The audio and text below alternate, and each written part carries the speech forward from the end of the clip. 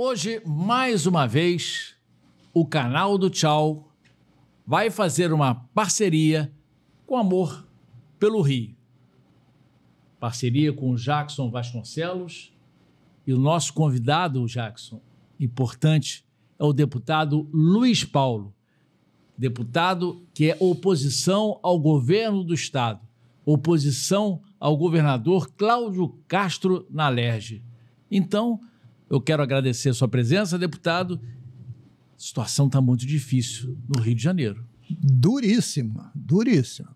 As perspectivas também não estão positivas, estão negativas.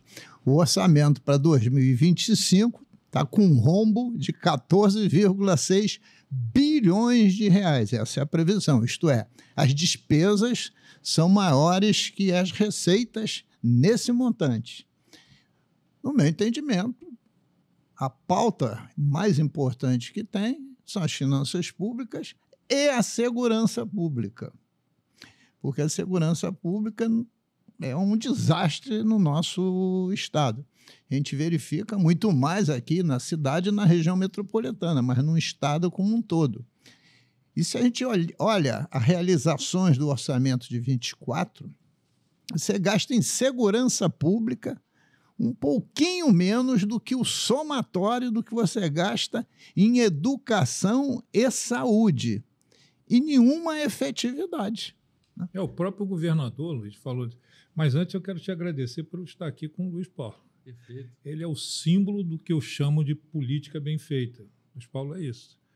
Eu defendo a política como sendo um instrumento para você dar solução pacífica aos conflitos humanos. E se há alguém que sabe fazer isso como ninguém, é o deputado Luiz Paulo Corrêa da Rocha. Tivemos várias vezes juntos, em vários projetos interessantes, e o Luiz é um exemplo. Então, para mim, é muito importante estar com ele aqui. Obrigado. E digo a você o seguinte, o próprio governador, ele está falando sobre a questão da situação do Estado, né? O próprio governador Cláudio Castro levantou essa questão. Ele mostra os números, né? E os números são exatamente esses. Gasta-se muito mais com segurança do que com educação e saúde. E aí me chama a atenção o seguinte, se a gente gasta tanto com segurança, a gente era para andar seguro pelas ruas do Rio de Janeiro. E é totalmente ao contrário. Então, a efetividade desse gasto é... Olha, a gente começa a analisar a questão da segurança pública, já tem um defeito estrutural. O princípio do funcionalismo público, o princípio da administração pública é a hierarquia. Ora, na segurança pública você tem 3 secretarias em linha: Defesa Civil, Polícia Militar e Segurança Pública propriamente dita. Não adianta você dizer que o secretário coordena, mas o status, eles estão em linha. Né? Então, isso já é um desarranjo institucional. Né? Outro desarranjo institucional, que não há como fazer segurança pública em nenhum estado brasileiro, principalmente no estado do Rio de Janeiro, que tem saída para o mar, sem você ter uma parceria contínua com a União, com o governo federal. Porque as drogas entram pelas nossas divisas para serem consumidas aqui e para saírem do país. E o mesmo se diz respeito às armas. Então, essa parceria é fundamental do governo do Estado com a União. Além do mais, os municípios, no plural, podem também colaborar, né, com as suas guardas municipais, que têm o dever de zeladoria do espaço público. Né? E isso não vem ocorrendo. Então, a segurança pública ela é um empecilho também para o nosso desenvolvimento econômico e social, e ele é um empecilho muito grande para que você possa apontar para o futuro, para que os setores empresariais se desenvolvam aqui no nosso estado do Rio de Janeiro. Nenhum de nós tem segurança em nenhuma parte desse estado. Você pode ser alvejado, como aconteceu no final de semana, na orla da Lagoa Rodrigo de Freitas, como na Avenida Brasil, uma semana e meia atrás, com o povo, 3 pessoas mortas com a guerra com o Complexo de Israel, onde a polícia militar, para ficar todos nós estarrecidos, afirmou que tinha que recuar porque não conhecia o poder bélico do Complexo de Israel. Ora, como é que você vai fazer uma operação em qualquer comunidade armada sem antes ter um serviço de inteligência que conheça como entrar e todas as possibilidades que vai enfrentar pela frente? E, deputado, você sabe de um detalhe importante, que para fazer ainda mais esse recuo, a ameaça do tráfico foi o seguinte: eu vou atirar nos ônibus ou nos veículos. E o que ocasionou? 2 passageiros e um motorista mortos. Eles atiraram mesmo em cima, em direção à Avenida Brasil. E você vê o seguinte, o que chama a atenção. Eu assisti à reunião do presidente Lula com os governadores. Deputado Luiz Paulo, a impressão que eu tive, olhando assim a imagem, é que o presidente da República está meio de saco cheio desse assunto. Ele fica ali puxando o bigode dele, olhando e tal, como quem diz assim, eu já ouvi essa história trocentas vezes, 1 milhão de vezes, a mesma história, as mesmas coisas, sem solução. O ministro da Justiça apresentou um projeto de mais uma emenda numa Constituição que já é um farrapo, né? Que mais tem emenda na Constitucional. A rigor, trazendo para o governo, para a União, responsabilidades que são dos governadores. Mas teve uma vantagem. Pela primeira vez eu ouvi o governador do Rio de Janeiro, independente de ser Cláudio, independente de quem seja, o governador do Rio de Janeiro definindo como prioridade absoluta, né, o auxílio do governo federal na questão das fronteiras, né, e na questão da entrada de armas e drogas, que foi exatamente por onde você começou. Agora, isso é um assunto que já vem há muitos anos. Isso é antigo. Né? Para mim, não nasceu ontem. Né? Porque se os caras estão matando, é porque eles estão armados. E aí, como o deputado colocou, quer dizer, a própria polícia não sabe o poderio bélico da marginalidade. Isso é extremamente grave. Jackson, o que você está assinalando é que a segurança pública, ao longo de muitos governos, e principalmente desse, é um exercício de retórica, porque não tem efetividade nenhuma. É claro, qual é a fábrica de armas que nós temos aqui? Nenhuma. Então, a arma ou é produzida em outro estado ou fora do Brasil, principalmente fora do Brasil. O governador Cláudio Castro chegou a identificar. Ele disse na reunião, e disse ontem na CNN, que a gente fica um pouco estarrecido, ele disse o seguinte, são armas fabricadas nos Estados Unidos, entregues na Venezuela, na Bolívia, na Colômbia, então ele tem essas informações. Nesses países, eles perdem a identificação e essas armas entram aqui. Evidencia-se que isso acontece porque nós não somos esses produtores. Por mais que a arma esteja sem código, sem identificação, você sabe a procedência do país que a produziu. E ela entra pelas fronteiras, e sempre entrou, como também acontece com as drogas. Agora, efetivamente, o que está se fazendo sobre isso? Muito pouco. Tem um outro fato. Nesse episódio do Complexo de Israel, eu assisti numa emissora de TV, que 2 dias depois, acharam uma lista, né, com propinas... Arrego, famoso arrego. Com propinas, arrego, enfim, o nome que for, mas eu gosto mesmo da palavra propina, né, para policiais, né, que seriam os responsáveis pela segurança da área. Aí eu me pergunto, quem investiga esses policiais? O fiscal da lei, todos nós sabemos que é o Ministério Público, né? Mas o Ministério Público, através do GAECO, ele tem dezenas e dezenas de ocorrências desse tipo para fiscalizar, né? Será que realmente uma parceria com a União, que entrasse aí Polícia Federal, Polícia Rodoviária Federal, etc., não poderia dar mais seriedade ao atos dos policiamentos? Né? Talvez, porque simplesmente governador, que não foi o caso do Rio de Janeiro, mas de outros estados. Assim, não, quem decide a segurança pública no meu estado sou eu. Caiado falou isso, né? O Caiado falou isso, mas que política de segurança pública? Quando tem, pode até defender, e quando não tem, como é o caso do Rio de Janeiro.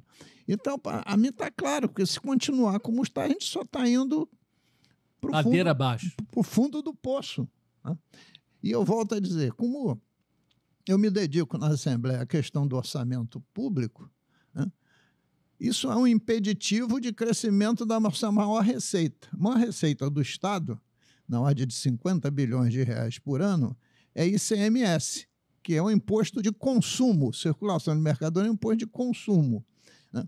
E esse imposto de consumo, para gerar emprego e gerar aumento de renda, precisa que as indústrias estejam aqui.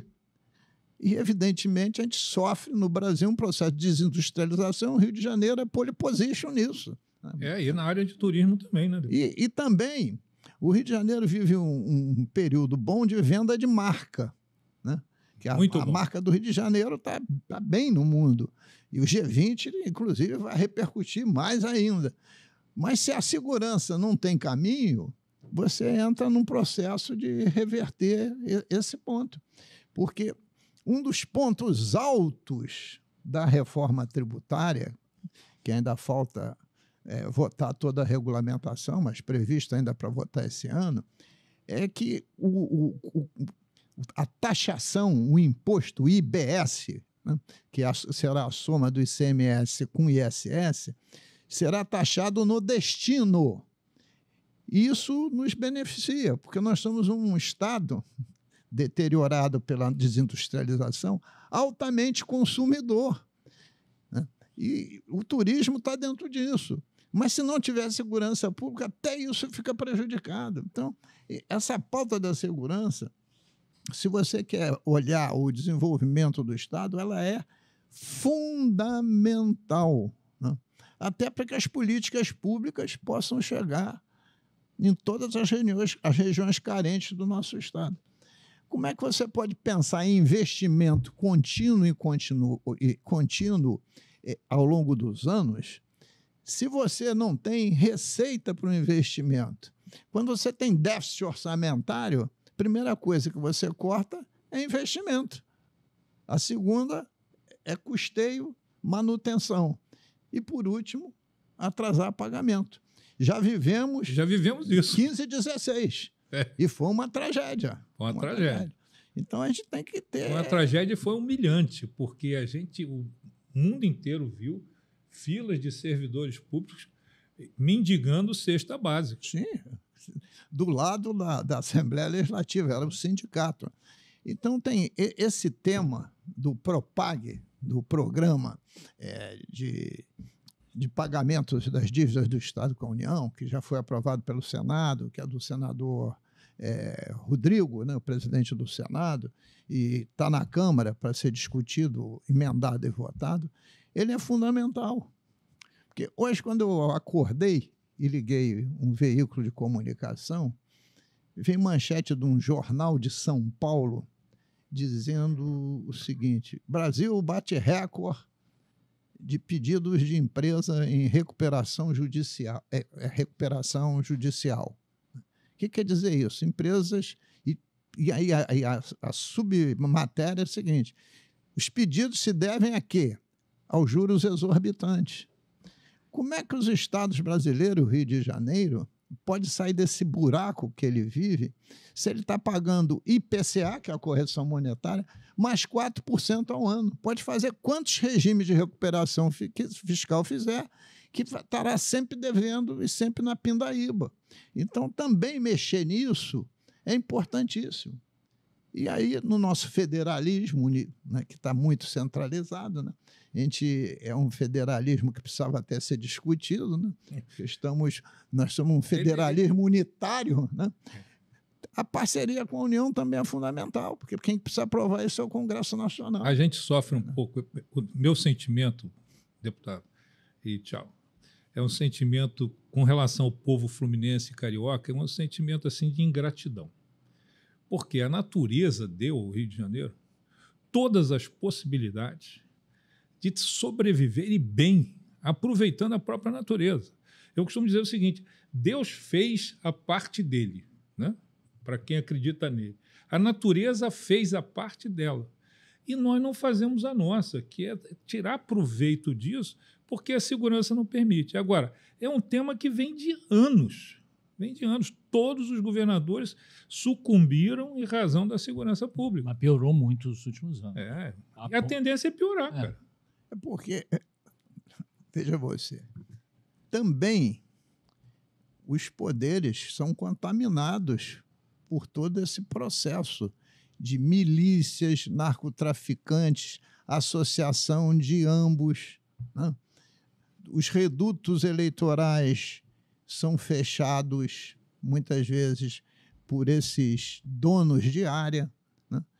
Você está pensando que hoje, se eu sair daqui agora e escolher uma comunidade para... Não estou em campanha, mas para fazer campanha, não vai entrar. Eu não vou entrar. Aliás, de muito, muito tempo que eu só faço campanha no asfalto. Porque como é que você entra na comunidade? Você tem que pedir autorização? E a liberdade de ir e vir? Né? Só me deixa entrar? E tem comunidade, inclusive, que as milícias e o narco são tão fortes que para entrar tem que pagar pedágio. Isso é notícia recentes e corriqueiros. Corriqueiro. Então, isso é um processo de deterioração imenso, que está cada vez mais perto de todos nós.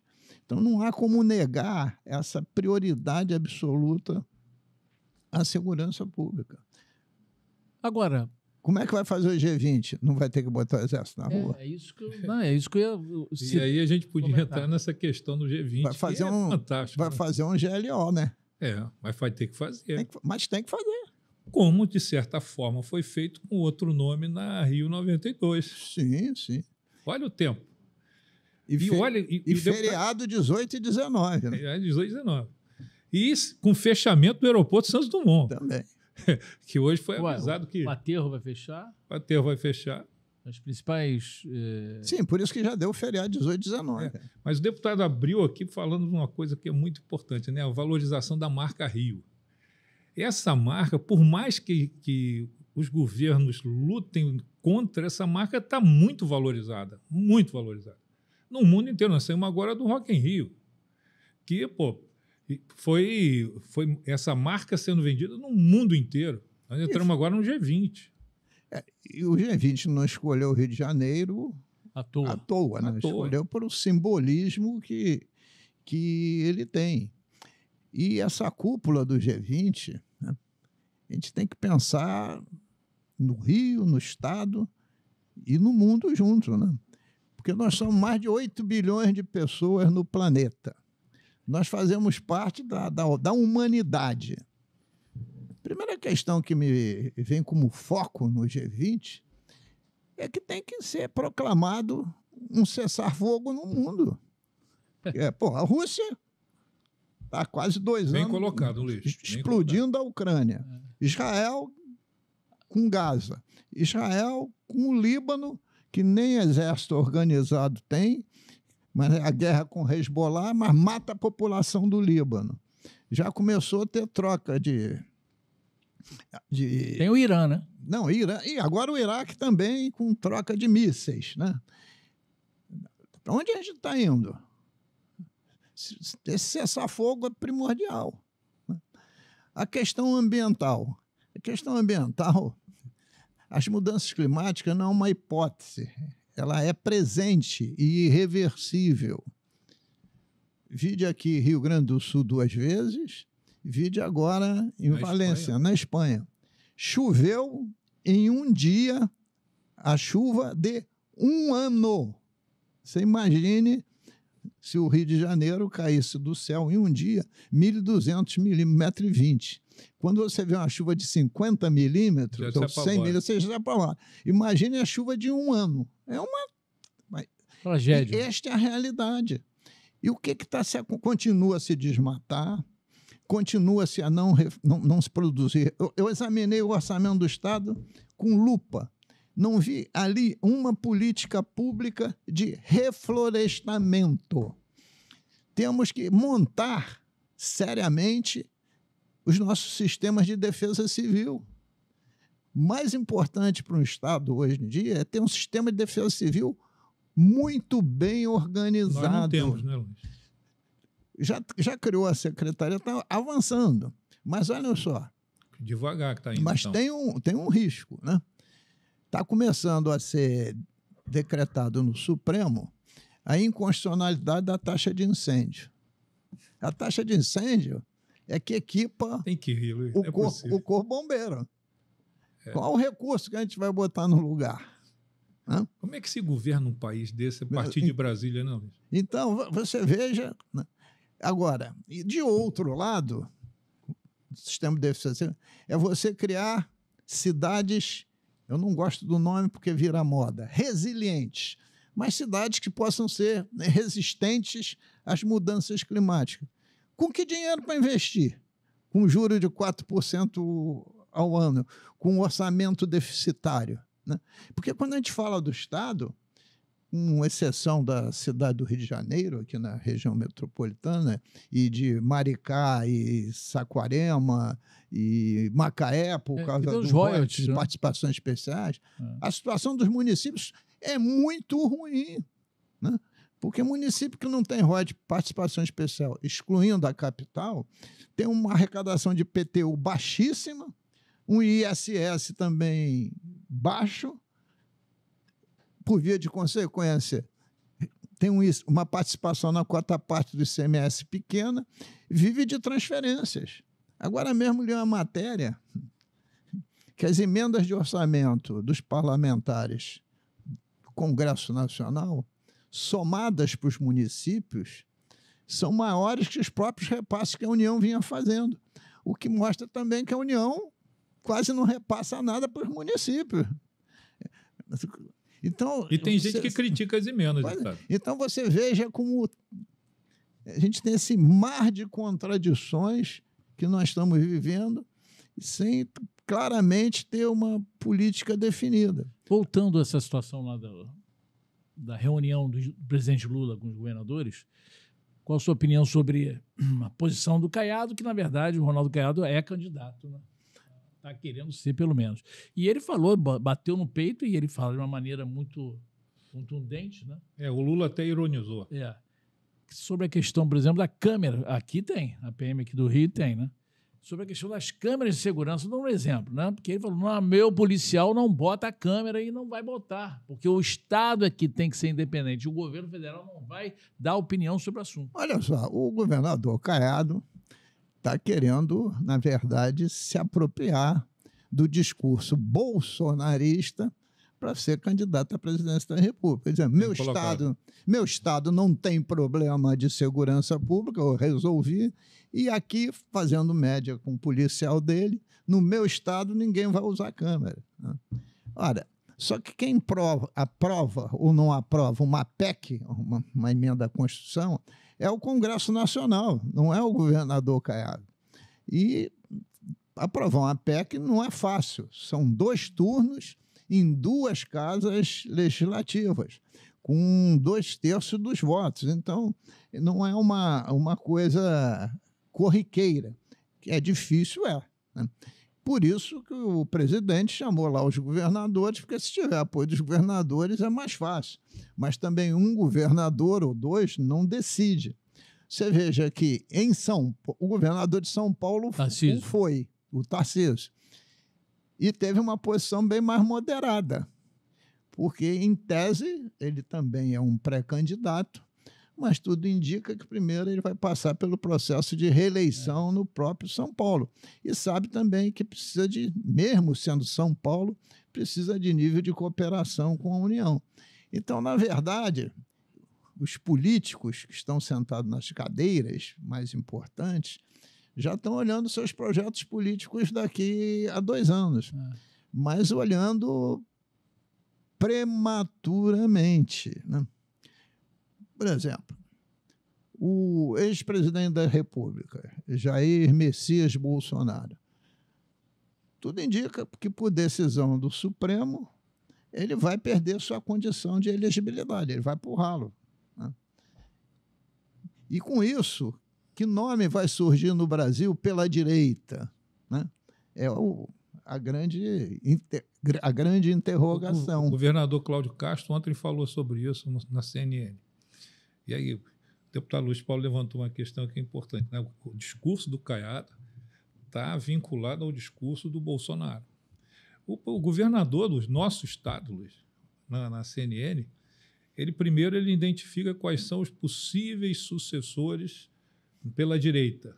Mas ele termina a entrevista dele dizendo o seguinte: aqui no Rio, nós somos Jair Messias Bolsonaro. Ele reafirmou isso 3 vezes, mas o nós quem são, Luiz?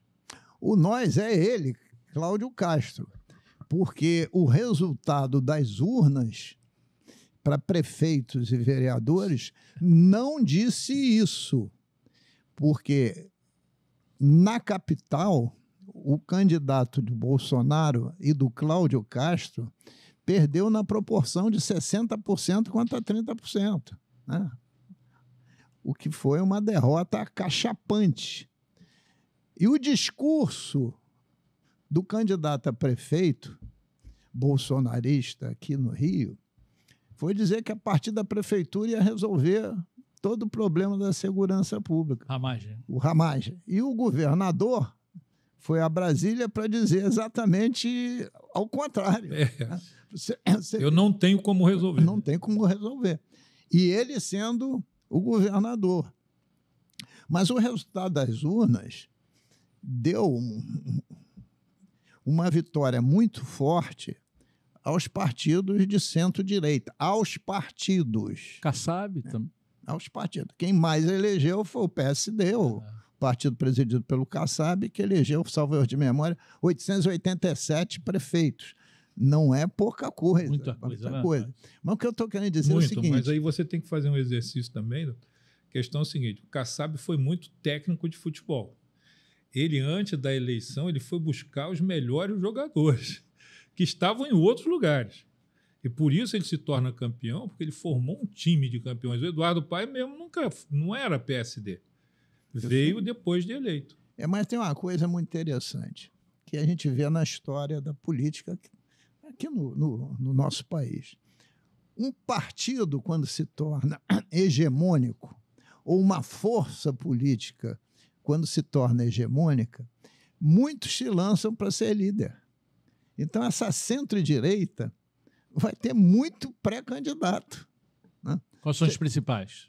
Você já viu o que aconteceu em São Paulo, né?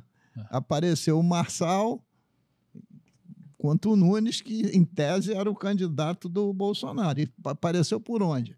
Pelas forças de centro-direita.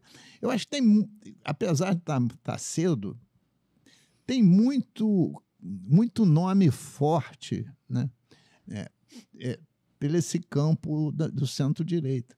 Mas tudo vai depender muito do Lula ser candidato ou não à reeleição. Qual a tua opinião? Olha só, a minha opinião é que vai depender muito de como ele estiver. Saúde. De saúde. Quer seja saúde física, mental, etc, etc. Se ele estiver bem, ele será candidato à reeleição. No meu entendimento, é vovó viu a uva, pela capacidade que ele tem de votos e de articulação, de carisma. Ele não tem sucessor. Não tem ninguém no PT? Não tem. Veja, quem é o sucessor do Lula? Vamos pegar os dois estados que têm mais voto. Ou em São Paulo, ou na cidade do Rio de Janeiro, ou no estado do Rio de Janeiro. Em São Paulo, ele apoiou o Boulos. Perdeu. Mas que não é PT, que é PSOL. Né? E aqui, estratégico, corretamente... lá atrás, que perdeu também. E aqui o PT jamais ganhou uma eleição para governador. Jamais ganhou uma eleição. Você vai me dizer assim, e a Benedita? Nossa, a Benedita foi governadora porque era vice do Garotinho. O Garotinho largou o governo para ser candidata a presidente. Luiz Paulo, interessante.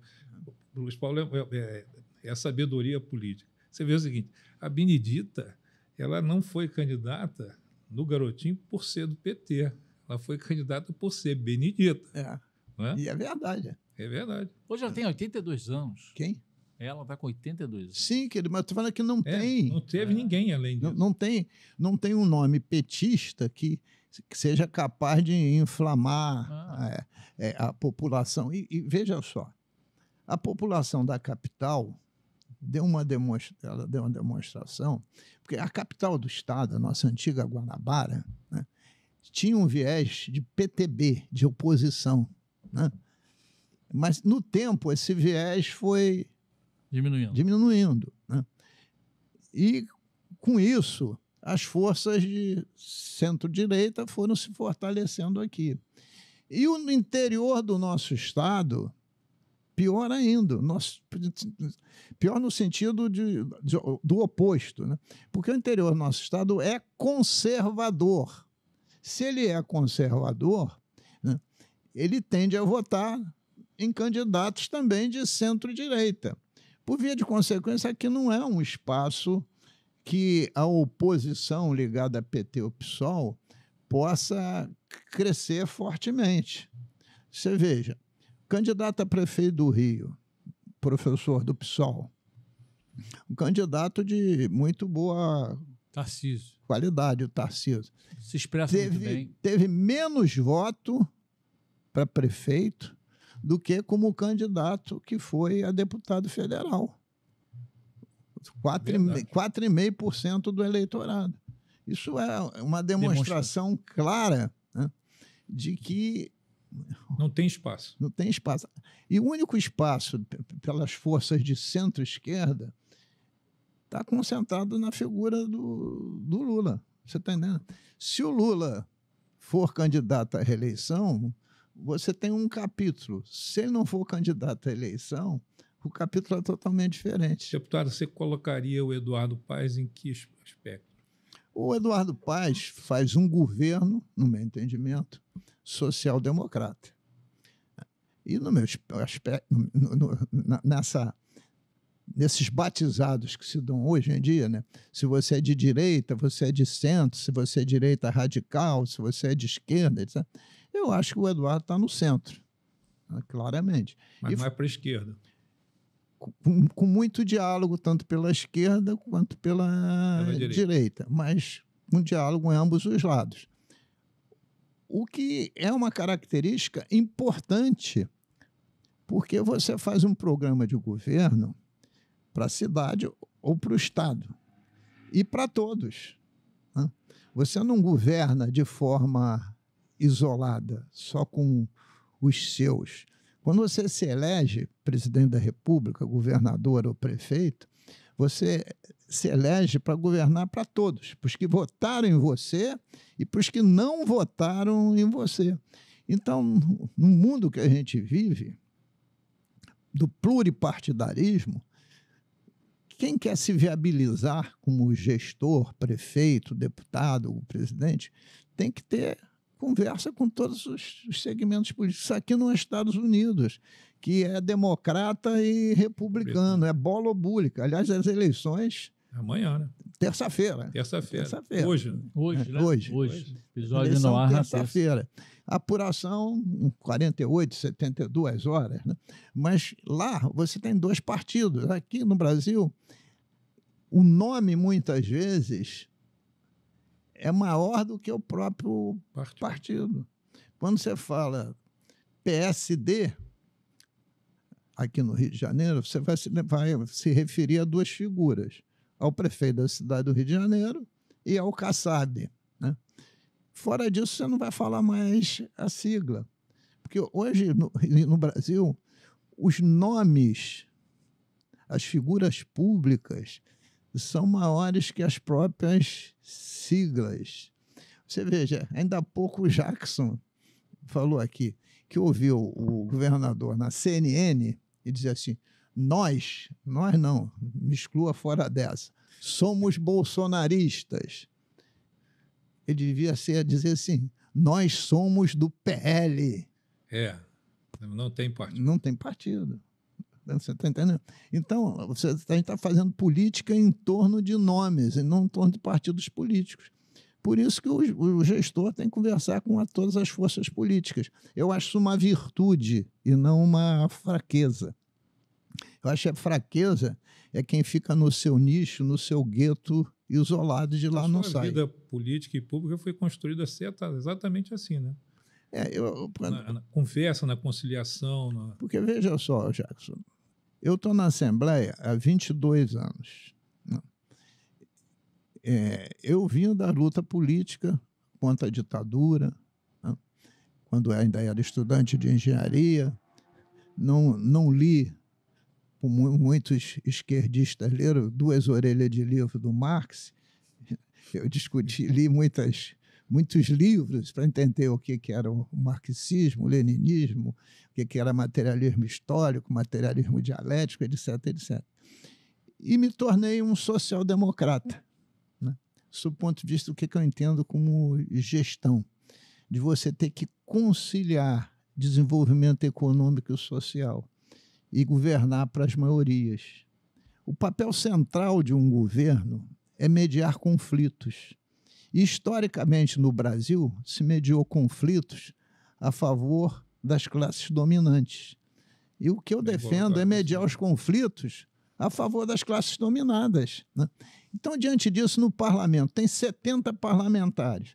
Para você aprovar um projeto que tenha algum nível de consequência, você tem que constituir uma maioria simples ou maioria absoluta. Não estou nem falando de emenda constitucional. Maioria simples, tem que ter 36 no plenário e você tem que ser com 50% mais um.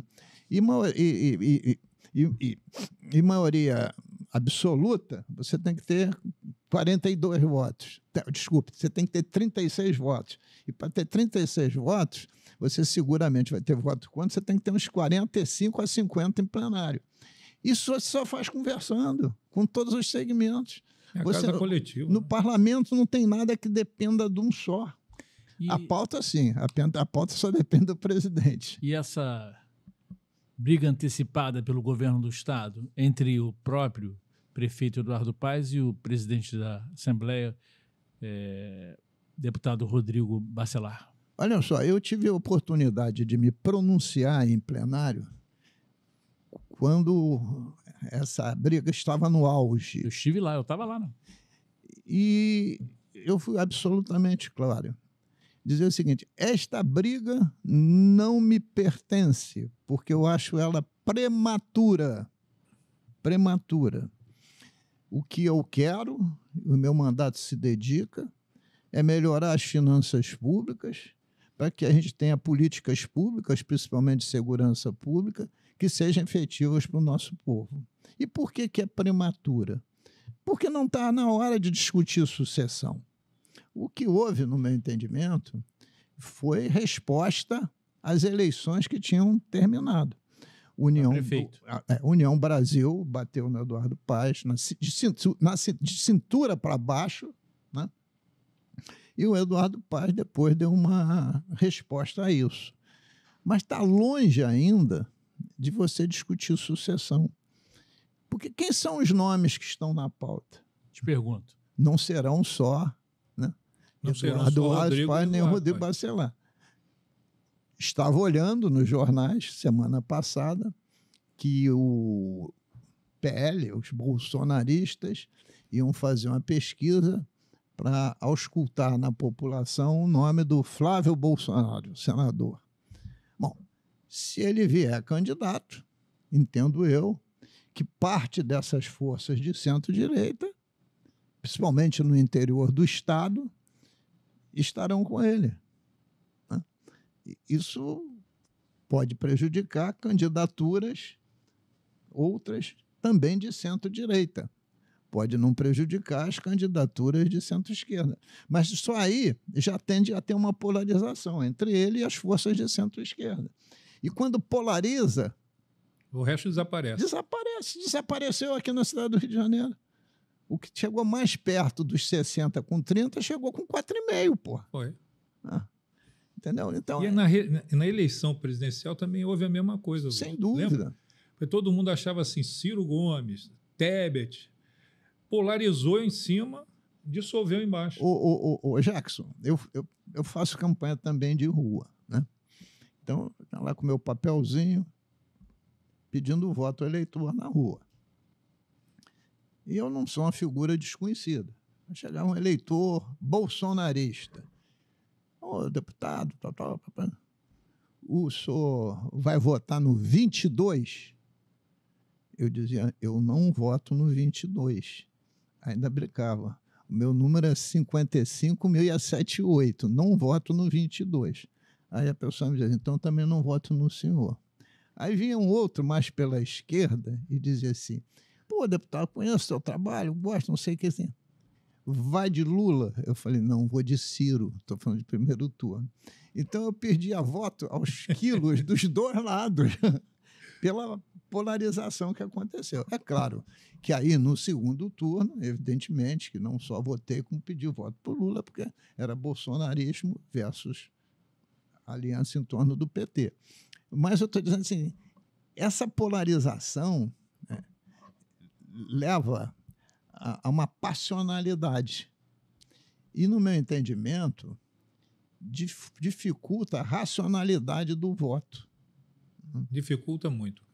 Então, eu até gostaria que, em 26, a gente tenha mais candidatos para ter uma eleição mais equilibrada. Agora, volto a dizer, muita gente de centro-direita vai se sentir fortalecido e querer sair candidato, né?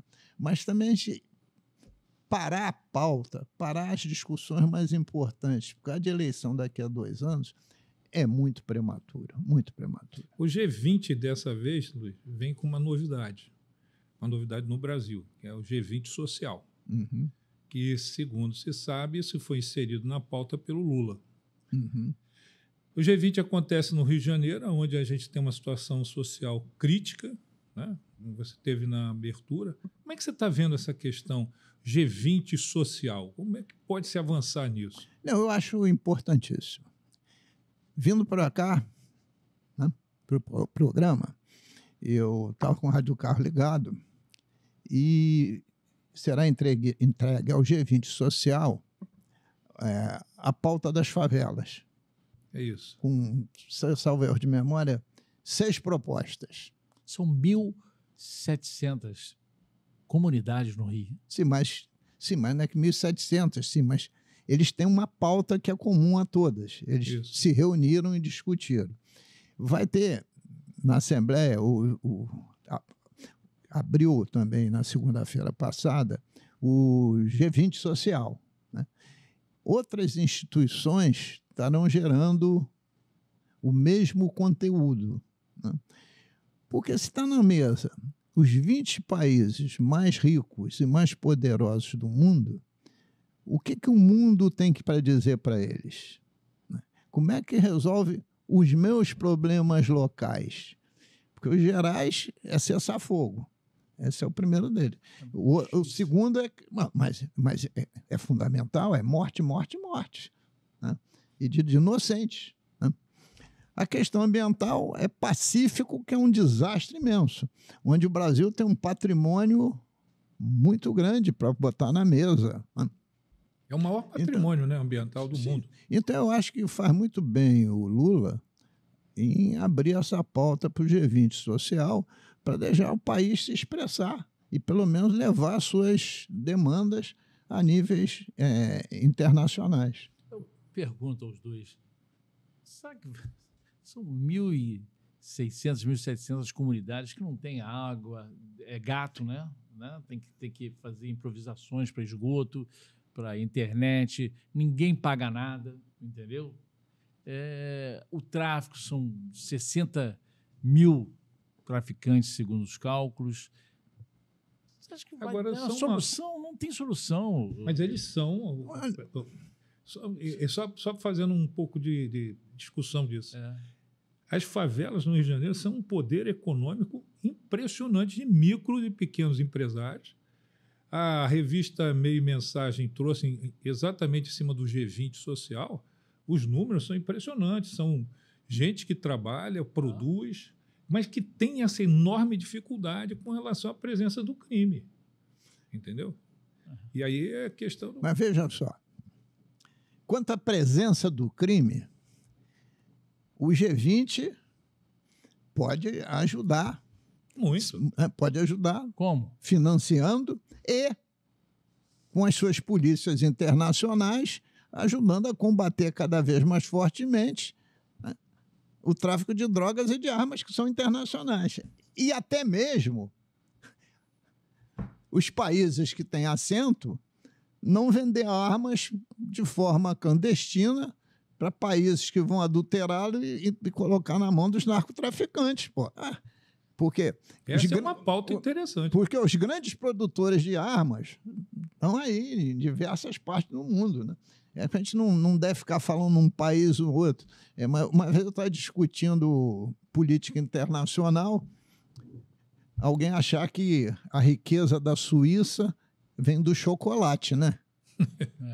Não vem do chocolate, Claro né? que não, claro que não. Então, até na segurança pública, por esse viés,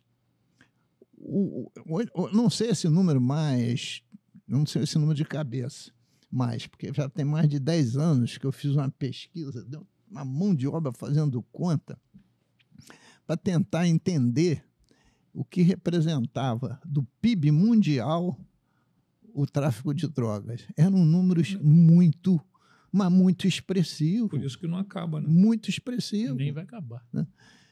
E atrás do tráfico de droga vem as armas para manter A corrupção. o domínio. Aliás, ontem não foi sábado à noite, eu vi um capítulo de uma série chamado Entrevias, espanhola. É uma cidade pequena, cheia de gangue. Né? Mas, no fundo, atrás disso tudo está a deterioração daquela cidade, chamada Entrevias, porque tem um fantasma que opera aquilo tudo, uma mão fantasma, que virá com um grande projeto de urbanização para a cidade, para multiplicar seus rendimentos. Um sistema avassalador. E o filme é lá na Espanha, né? Aqui no Brasil não. Então, colocar isso na mesa para o G20 também é importante, porque senão reúne para quê? Reúne para quê? Para tirar fotografia? Tem que se reunir para tentar resolver os problemas do mundo, ou pelo menos ajudar. Porque nós estamos indo uma rota de colisão. Agora, lá na abertura, na Alerj, eu falei isso. Primeiro ponto do G20 é a questão da humanidade. É cessar fogo. Dá uma parada nas guerras para negociar. Não dá para a gente conviver no mundo inteiro, né? Tem milhares e milhares de pessoas morrendo, inocentes. Né? Já tem gente falando em terceira guerra mundial. Aí você faz avanços da ciência e da tecnologia. Tem que avançar mais ainda, mas vai avançar para o bem, né? Porque drone para matar, né? Porque não é drone para semear, para fazer reflorestamento, drone para levantar as condições de segurança das encostas. O Rio estão usando drone, até o tráfico está usando drone. Pois é, mas tem que usar a tecnologia para o bem, não é para o crime. Você entendeu? Porque não adianta fazer... É igual a inteligência artificial. Um instrumento de trabalho fantástico. Né? Você trabalha com a IA 24 horas por dia no tema que você quiser. E se ela não souber te responder, ela te pede mais dado para você informar, para tentar te responder. Né? Aí o que se faz com ela? Parte dessa sociedade começa a usar a IA para lesar os outros, para atacar, para difamar. Para difamar, para transmitir imagem de políticas, mulheres políticas nuas. Então, eu fiz matéria o que você fez botei matéria no Instagram, botei, o que você a candidata lá que botaram ela pelada. O que você precisa também é que as pessoas tenham uma sensação que vão ser punidas. Pô. São leis fracas, deputado. Não é que as leis são fracas, o sistema... Olha só, vamos lá. Primeira instância, segunda instância, aqui no Rio de Janeiro e no Brasil todo. Depois tem o STJ. E se tiver uma vertente de constitucionalidade ou não, ainda tem... O advogado pode inventar também. Pode inventar. 4 instâncias. É muita instância. Mas e a história? O Então, presidente Lula foi condenado por Então, você... né, instâncias, depois foi absolvido em tudo. E aí, já? Você tem um jogo político. O que eu estou querendo dizer é o seguinte: no crime, Mas, olha só, no crime, o criminoso pé de chinelo não tem terceira e quarta O instância. bobear ele não tem a primeira Porque instância. a primeira instância quem daria seria a defensoria. Né? E é aquilo que eu digo: se não tem recursos públicos para pagar a defensoria e a defensoria investir, nem a primeira instância passa a existir. Então, eu tô dizendo que é um complexo muito difícil, mas você tem que levar isso cada vez mais para cima. Você tem que exigir que esse dinheiro que circula no mundo, e não é pouco, né, possa circular para o bem e não para o mal. Né? Então, o G20 é um pouco também para dizer isso, porque eu aprendi uma coisa na Rio 92, quando se discutia a questão ambiental e as mudanças climáticas não estavam efetivas ainda. Né? Estavam previstas. Estavam previstas, mas não estavam efetivas. Elas já estavam dando prenúncios. 92 se passaram 32 anos. Né?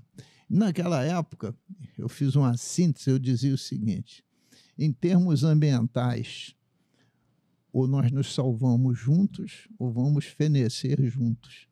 Hoje em dia, isso que eu lá sintetizei, é uma verdade plena. O nosso destino é coletivo, porra. Nosso destino é coletivo. Nós todos estamos na mesma barca. Passageiro do mesmo barco. e vamos torcer, lembrando sempre, né, porque o Rio de Janeiro ele surpreende em termos de segurança. O G20... Tomara que surpreenda positivamente, né? Porque negativamente surpreende diariamente. Porque teve uma reunião de médicos em São Paulo, né? Não, reunião de médicos da área médica na Barra da Tijuca, no hotel lá, luxuoso, famoso, congresso de medicina na Orla, e foram os 4 médicos tomar uma cervejinha, né? Descansar, e foram fuzilados. Porque foram confundidos com milicianos. Olha só como é que chegou o negócio. E o próprio tráfico matou. Quer dizer, a polícia não investigou, não. Quem investigou foi a polícia. Em 48 horas. Aí 48 resolveram. O que mais é dramático ali é o seguinte: aquilo que aconteceu ali pode acontecer e acontece em vários lugares do mundo. O grande problema é como é que você lida com isso. Como é que você lida com o assassinato de um médico que foi confundido? Como é que você lida com isso? E aí é que vem uma questão. Quer dizer, em 48 horas, o Estado brasileiro, representado aqui no Estado do Rio de Janeiro pelas polícias do Rio de Janeiro, se conformaram com a punição feita pelo próprio crime. Então, a consequência disso é que é lamentável. E quando a gente aceita isso de uma forma pacífica, porque resolver o problema não é mais comigo, e ali tinha o rapaz que foi morto, era irmão de uma deputada do PSOL. Essa agora que ficou bastante... Foi vista muito agora contestando lá aquele membro, aquele rapaz que até se candidatou, que nem vou falar o nome porque vou te contar, que agrediu o Glauber, né? Ela é namorada dele, né? A questão é, agora, o Rio de Janeiro, nós temos aqui... Imagina o G20. Olha só, o G20... Mas nós já fizemos eventos maiores sem esse problema. Mas olha só... Mas não era o Rio, não estava tão... Você acha que o Rio estava... Tiago, olha só. Pelo simples fato de decretar a GLO, de ter feriado 17 e 18, ter o fechamento de diversos segmentos da cidade... Inclusive de um aeroporto. É o reconhecimento público da existência de um Estado paralelo. E esse reconhecimento, deputado, foi feito pelo próprio Estado brasileiro, representado pelo presidente da República, pelos governadores e pelo Supremo. Quando eles se reúnem para discutir a questão da segurança pública, e dali não sai nenhuma solução aplicável. E o que mais me chamou a atenção é o seguinte: se era uma reunião para definir estratégia contra o crime, não podia ser televisionado para o crime assistir. Então, são incoerências que a gente tem no sistema, muito claro. O que é ruim, o Rio de Janeiro é o que mais padece com isso. E não é só pela insegurança completa aqui. O Rio de Janeiro mais padece porque o Rio de Janeiro tem todas as condições para ser uma cidade fantástica, um estado maravilhoso. E a gente não consegue avançar por causa da segurança pública, exclusivamente por isso. Terminando com essa... Eu achei essa declaração dele, do deputado, importante. É o reconhecimento, né? Do Estado paralelo. Entendeu? Em relação a... Pode falar. Porque, veja só, se tudo, em termos de segurança pública, estivesse funcionando a contento, faríamos o G20 com a cidade funcionando. Com as nossas forças. Se tem feriado geral, se tem GLO, se tem fechamento das vias, se requer uma segurança especial para a cúpula do G20, é porque você não consegue dá-la se a cidade tivesse no seu cotidiano. Então, é um reconhecimento público do Estado paralelo, o que mostra a necessidade de uma tomada de posição pela União, né? Porque, apesar do nosso artigo 1º da Constituição dizer que nós somos a República Federativa do Brasil, na verdade, nós somos uma república unitária do Brasil. Olha, então, diante disso, a reunião do Lula com os governadores, no meu entendimento, era uma necessidade. Não sei se vai ser 1, 2 ou 3, antes que a emenda constitucional vá para o Congresso Nacional, porque ela não o foi. Talvez os governadores devessem ter recebido essa emenda constitucional antes, recebido a emenda constitucional só não, né? Mas recebido toda uma exposição de motivos que a sustenta, que teoricamente o governo deseja com ela, etc., etc. E depois se abrir o debate. Mas também, muitas vezes, acontece de governos mandarem emenda constitucional para o Congresso Nacional sem abrir conversa nenhuma, né? Então, essa conversa é necessária, né? Porque o Caiado quis dizer que Goiás é uma exceção. Eu duvido que o seja, com sinceridade. Eu duvido que tenha um estado que seja exceção no Brasil. Pode, eventualmente, um estado estar melhor que o outro, etc., etc. Mas o crime está perpassando o Brasil como um todo. As milícias... Vou fazer uma maldade com Goiás, deputado. Eu diria o seguinte: é a mesma coisa dizer que Porciúncula é uma exceção diante do Rio de Janeiro. Porciúncula tem uma exceção porque está tão longe, né, na nossa divisa pequeno, né, com Minas Gerais, que tem um efeito menor, mas sofre dos mesmos dramas. Mas o que eu estou querendo dizer é que o Estado paralelo está aqui no Estado do Rio de Janeiro, mas teria medidas similares em qualquer outra unidade federativa, mesmo que fosse em São Paulo, que é o principal estado desse país, do ponto de vista da produção, né? Então, esta é uma realidade que tem que ser enfrentada. Isso tem que ser enfrentada como? Unindo todo mundo. Tem que estar todo mundo do mesmo lado, né? Municípios, estados e a União, independente de partido político. Porque senão, como é que se governa? O problema é comum. O bate-papo foi bom, né? Muito bom, mas eu queria, antes de terminar, vou voltar a um assunto com o deputado, aproveitando que ele está aqui, que eu fiz no meio do caminho. Eduardo Paes, candidato à sucessão do Lula, é possível? Olha, eu vejo nessa faixa etária de 50 a 60 anos alguns nomes com muito talento, caso o Lula não seja candidato à reeleição. Se for, acabou a conversa. Mas o Eduardo Paes, o governador do Rio Grande do Sul, o Eduardo Leite, o governador do Paraná, o Ratinho. O Ratinho vem fazendo um bom trabalho. São nomes nessa faixa. Você pode até lembrar, mas e o prefeito de Recife? Teve uma votação. É um nome muito promissor, mas um pouquinho mais para frente, que ainda está muito novo. Estou falando da faixa dos 50, entre 50 e 60 anos. Né?